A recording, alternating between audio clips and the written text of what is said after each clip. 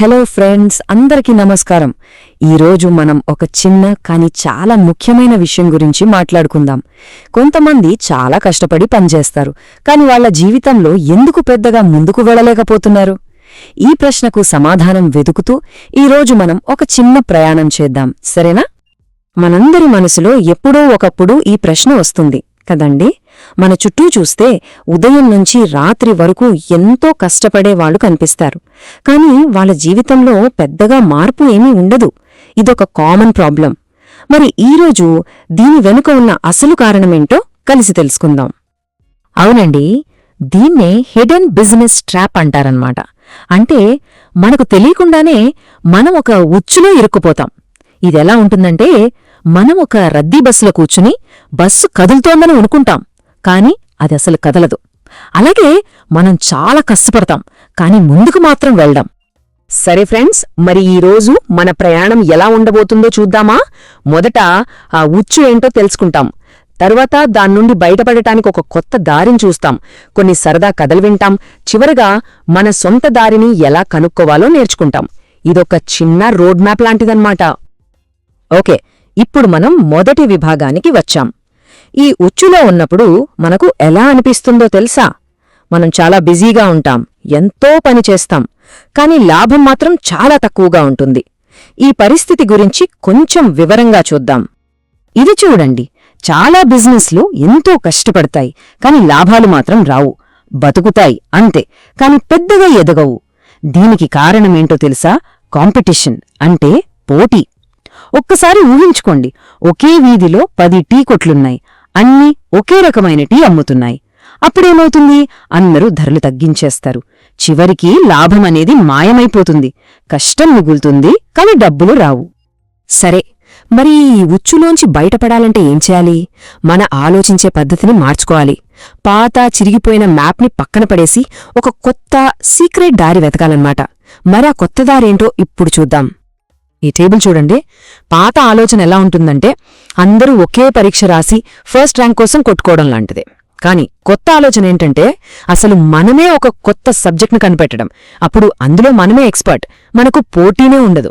భిన్నంగా ఉండాలి, అంతేకాని అందర్నీ కాపీ చేయకూడదు.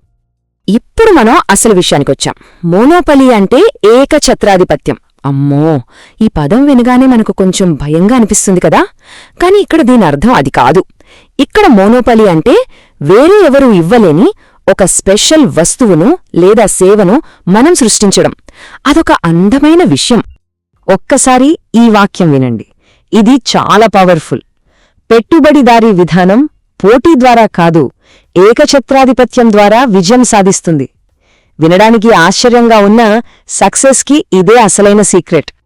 సో ఈ క్రియేటివ్ మొనోపలీ అంటే ఏంటంటే, మనమేదైనా కొత్తది చాలా స్పెషల్గా క్రియేట్ చేయడం.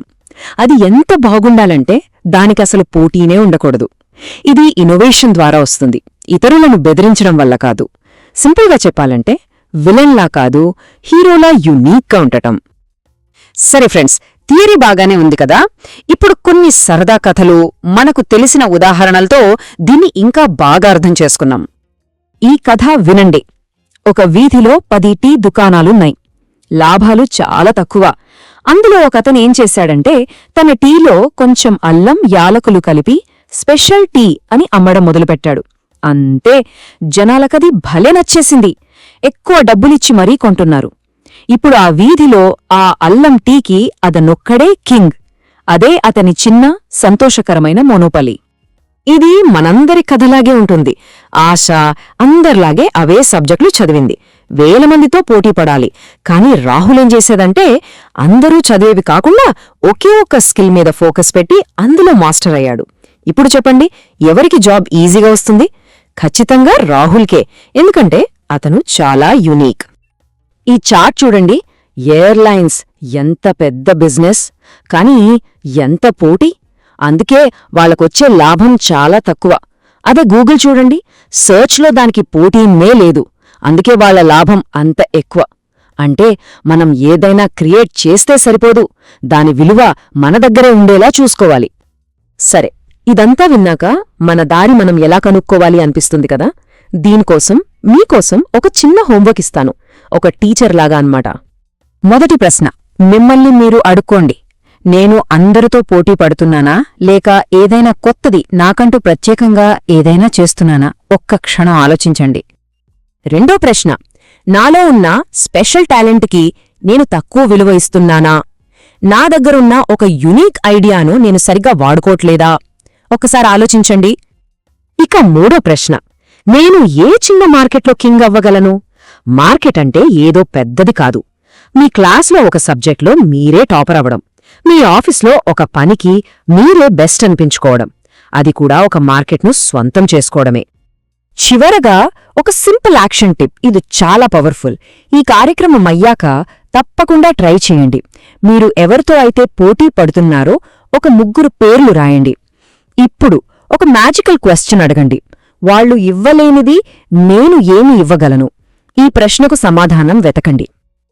మా గురువుగారు దుర్గా సార్ ఎప్పుడూ ఒక మాట చెప్పేవారు, మీరు 10 మందితో గొడవ పడుతుంటే లాభాలు మీకోసం ఎప్పుడూ నిలబడవు.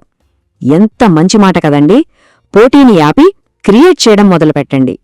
సో, ప్రతిరోజూ మనసులో అనుకుందాం, నేను పోటీని కాదు ప్రత్యేకతనించుకుంటాను.